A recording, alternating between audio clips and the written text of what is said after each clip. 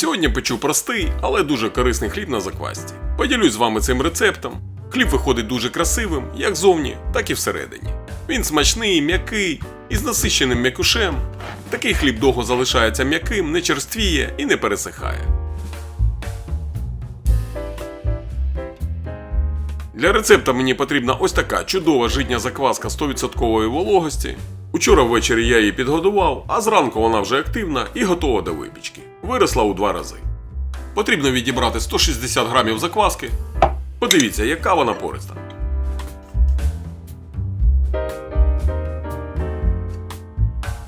Далі додаю 340 грамів води кімнатної температури і розмішую до однорідності.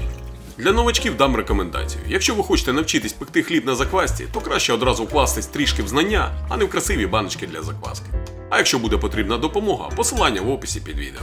Додаю 360 грамів цільнозернового спельтового борошна, 140 грамів житнього борошна та замішую тісто до повного зволоження. Це приблизно пару хвилин. Сильно замішувати не потрібно, важливо лише, щоб усе борошно добре зволожилося.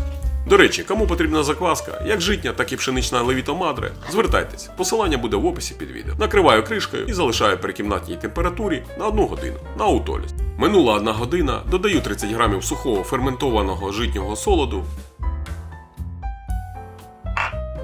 10 грамів солі і замішую тісто. Вимішувати тісто потрібно обережно. Цільнозернове спельтове борошно не любить агресивного замісу. Занадто довго також не варто місити, приблизно 4-5 хвилин. Усе наскільки просто, що не потрібно мати великі навички, щоб пекти такий корисний домашній хліб. Рецепт простий, а користь від такого складу очевидна. І тут не потрібно мати спеціальний інвентар, усе з підручних засобів. Зверніть увагу, що я навіть не дістаю тісто із миски. Тут же не відмовишся, мовляв, чогось немає. Потрібно лише ваше бажання. Тісто буде липке, але так і повинно бути. Можете трішки, зовсім трішки, зволожувати руки водою. Далі тісто збереться і стане більш піддатливим. Збираю тісто, накриваю і залишаю на 30 хвилин при кімнатній температурі. Минуло 30 хвилин, буду робити перше складання. Якщо тісто липне, можна злегка зволожувати руки водою. Складайте тісто обережно, щоб його не порвати. Воно не таке еластичне, як на білому борошні, тому працюйте обережно. Складайте по колу кілька разів. Ви будете відчувати, як тісто стає більш пружним, на цьому моменті достатньо. Збираю тісто докупи, накриваю і знову залишаю на 30 хвилин.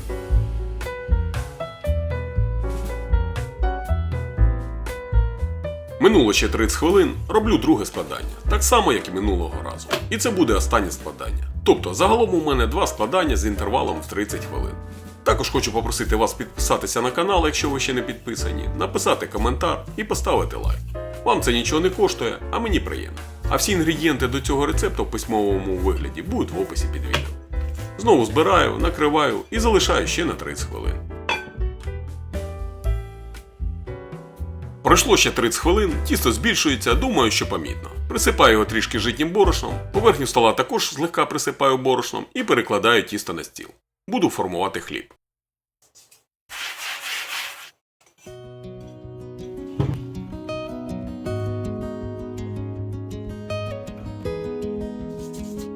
Трішки, не сильно розтягую тісто ось такими рухами.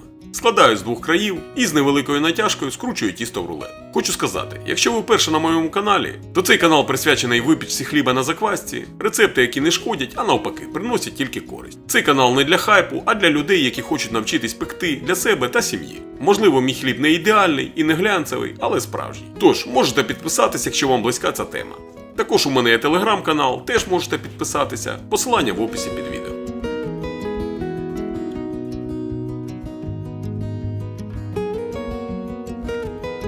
Далі формую хліб ось такими круговими рухами.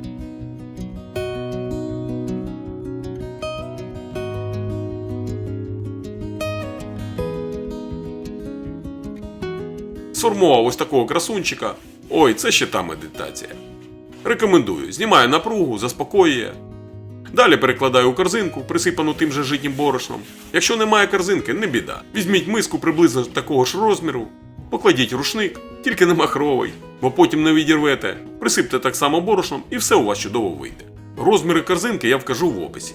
Але запам'ятайте, не беріть занадто широку форму для розстійки, щоб хліб не розлізся по боках. Поправте, якщо потрібно, присипте зверху трішки борошном, накрийте рушником або пакетом, що у вас є, і залиште на розстійку на 1,5-2 години, залежно від температури у вас на кухні. У мене 20 градусів і я залишу на 2 години. А якщо ви хочете пекти одразу без холодної ферментації, залиште тісто на 3 години. А я після розтійки відправлю його на холодну ферментацію в холодильник на 8 годин. Також я рекомендую і вам залишати тісто на холодну ферментацію, щоб отримати максимум користі.